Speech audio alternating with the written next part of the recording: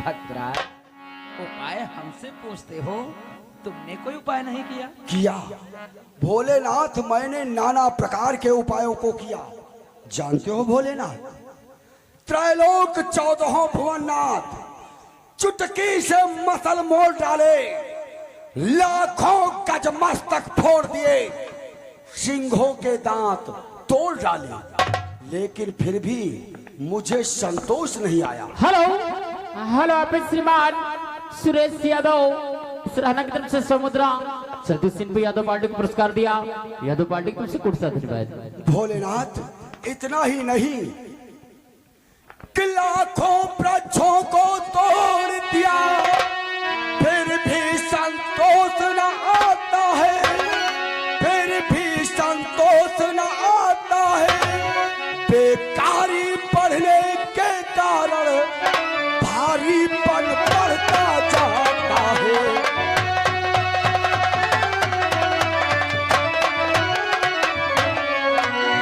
बेकारी बढ़ने के कारण भारीपन बढ़ता जाता है।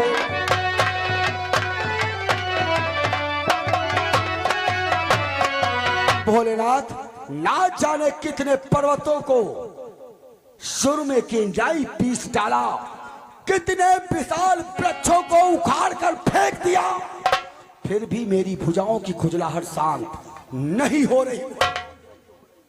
भद्राज, ये तो बड़े ही हर्षोल्लास की बात है। जो तुमने चाहा वैसा तुम्हें प्राप्त हुआ। अब अपना बल अपने पास रखो और इतने में ही संतोष रखो। कोई उपाय नहीं है? इसके अतिरिक्त कोई उपाय नहीं।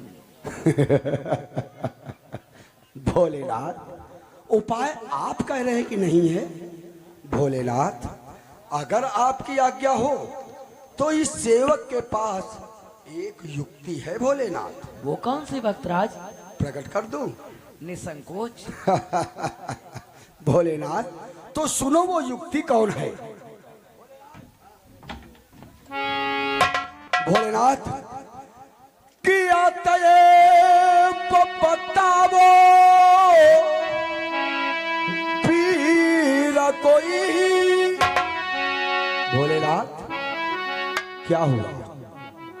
कुछ भंग का नशा समझ में आया? भोलेनाथ, अरे पीर कोई या तुम ही। भोलेनाथ, वरदान तो तुम्ही ने दिया है और उपाय युक्ति भी आपको करनी है। भोलेनाथ, कि तुम्ही आज एक काम करो, या तुम्ही दास का काम करो, या तुम्ही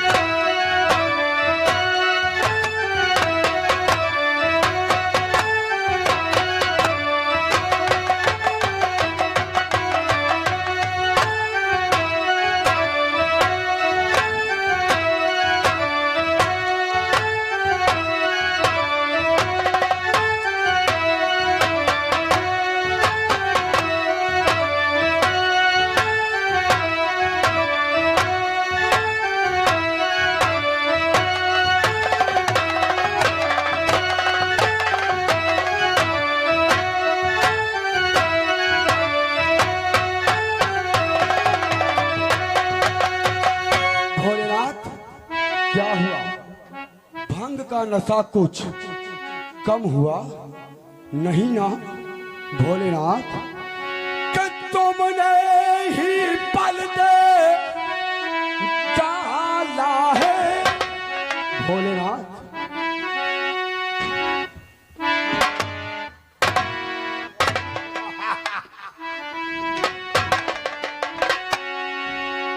भोलेनाथ, अरे तो तुम ही आज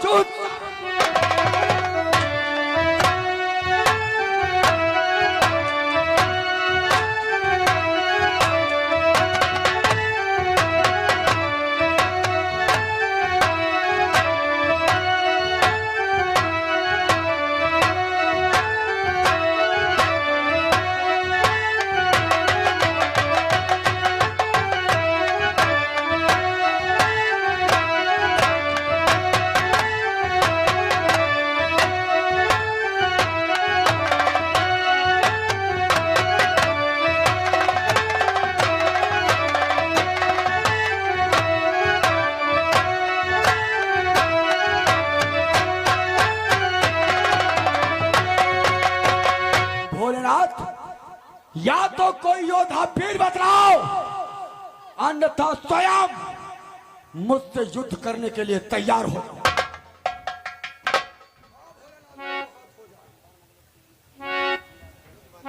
मूर्खाधिराज बाणासुर, ये तू नहीं बल्कि तेरा ये क्षण मात्र का अभिमान बोल रहा है बाणासुर। बातें नहीं, बातें नहीं।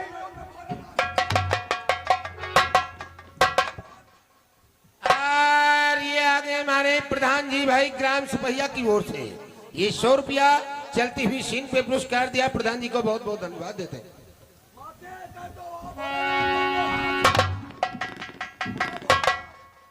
देवी क्यों रोक लिया?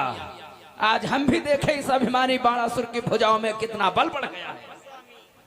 युद्ध मत कीजिए स्वामी, इसे एक वरदान और दे दीजिए। सत्य ही कहती हो देवी। बाणासुर, अपने हृदय पर धैर्य को धारण करो। किरे मोरख तू अभिमान न करे, सीमा से बढ़ कर बात न करे।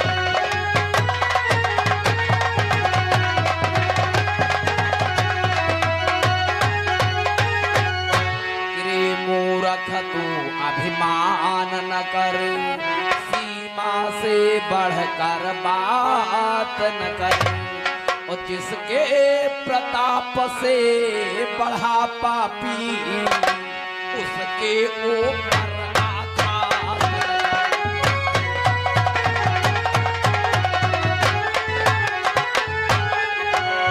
जिसके प्रताप से बढ़ा पापी, उसके ऊपर आघात।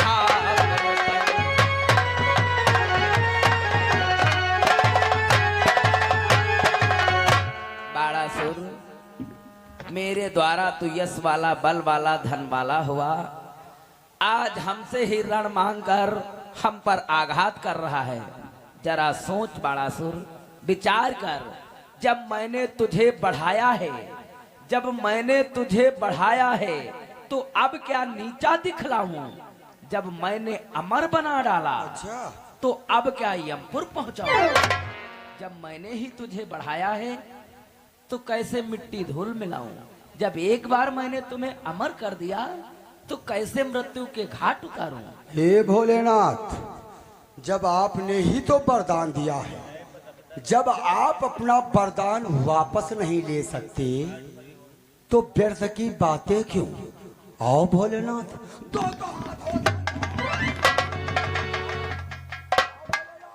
इतना अभिमान! मूर्खाधिराज, तुझे ये नहीं मालूम तू किससे रण की मांग करता है दुष्ट? कि तू क्या संसार अगर आया फिर भी बल तोल नहीं, कि मुझ संहारक के सन्मुख आप बोल नहीं।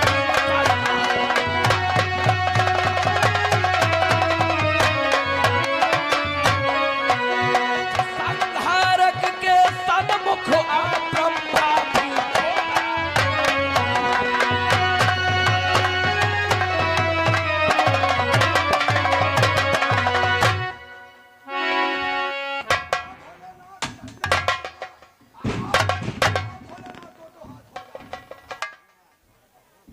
सत्य ही कहती हो देवी, रण करना उचित नहीं है अपने भक्त से, इसलिए लाओ ध्वजा देवी। बाणासुर, तुम्हारे भुजाओं में खुजलाहट अत्यधिक बढ़ चुकी है। इस समय हम तुमसे रण तो नहीं कर सकते हैं, लेकिन उसके परिणाम स्वरूप हम तुझे दूसरा वरदान अवश्य देते हैं। वरदान? भोलेनाथ जो वरदान पा गया उसी से व्याकुल हूं। दूसरा वरदान? घबराइए नहीं, तुम्हारे भुजाओं के खुजलाहट को शांत करने के लिए संभालो इस ध्वजा को। ये ध्वजा? ये ध्वजा ही तुम्हारे भुजाओं की खुजलाहट को शांत कर देगी।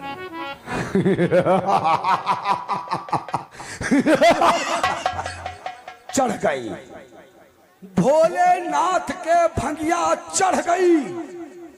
भोलेनाथ, जब कोई योद्धा वीर इन फौजाओं की खुजलाहट को शांत ना कर सका, शेर, हाथी, भालू, वृक्ष, पर्वत, यहां तक कि स्वयं आप इन फौजाओं की खुजलाहट को शांत ना कर सके, तो इन फौजाओं की खुजलाहट शांत करेगी एक छोटी ध्वजा?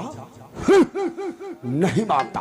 हाँ हाँ, मूर्ख बाणासुर, उठा ध्वजा को, नहीं तो जल करके खाक हो जाएगा।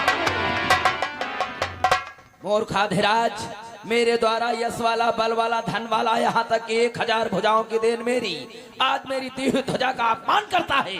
शायद तुझे ये नहीं मालूम इस ध्वजा में कौन कौन से गुण विद्यमान हैं। क्षमा भगवान क्षमा।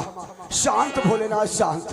भोलेनाथ, कृपा करके इस ध्वजा के गुण और दोष दोनों प्रकट करे भोलेनाथ। तो कान खोल करके सुन ले बाणासुर, इस ध्वजा को ले जा, अपने महल की ऊंची चोटी पर लगा देना। अच्छा। प्रतिदिन प्रातः काल के उठते ही सर्वप्रथम तुझे इस ध्वजा को देखना है। परंतु भोलेनाथ, क्या देखना है? हम बतलाते हैं तुझे कि जिस दिन ये ध्वजा झुक जाएगी, उस दिन वो शक्ति आएगी। तेरी इन सहस्त्र भुजाओं के बल भर में मान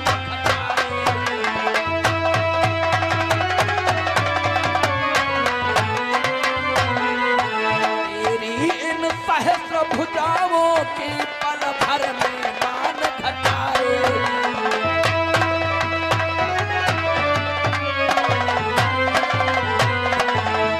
जिस दिन ये ध्वजा नीचे को झुक जाए, समझ लेना वो शक्ति उत्पन्न हो चुकी है, जिसके द्वारा तुम्हारे भुजलाओं की खुजलाहट शांत हो जाए। हेलो हेलो, आप श्रीमान सिपहिया प्रधान हरिलाल की तरफ से 50 मुद्रा चलती सीन पर पुरस्कार दे रहे हैं। और आप श्रीमान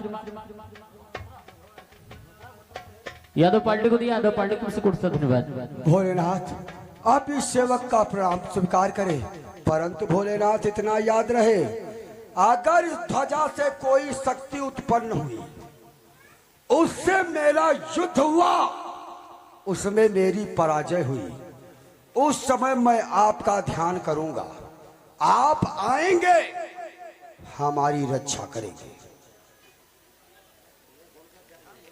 आओगे ना भोलेनाथ? रक्षा करोगे ना? मूर्खाधिराज, शक्ति अभी उत्पन्न नहीं हुई और भयभीत अभी से होने लगा। नहीं भोलेनाथ, मैं भयभीत नहीं, मैं आपके वचनों को याद दिला रहा था। सहायता ही नहीं, अगर आवश्यकता आ गई तो हमारे पक्ष में होकर उस शक्ति से युद्ध भी करना होगा। घबरा नहीं बाणासुर, तेरी हर इच्छा हम पूर्ण करेंगे। जय हो भोलेनाथ की जय हो। भगवान, अब इस सेवक का सदा सुखी रहे। जय शंकर।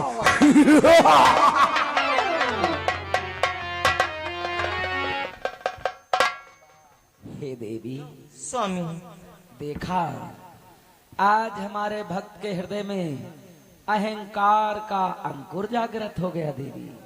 स्वामी, इसीलिए तो आपसे कह रही थी कि आप ऐसा वरदान बाणासुर को मत दीजिएगा। किंतु देवी, तुम ये भी भली प्रकार से जानती हो, हम अपने भक्तों के हृदय में अहंकार को पनपने नहीं देते हैं। सत्य कहते हो स्वामी। इसलिए देवी, बाणासुर के अहंकार को नष्ट करने के लिए अब हमें कुछ नरलीला रचानी होगी। नर लीला? हाँ देवी। वो कैसी लीला स्वामी?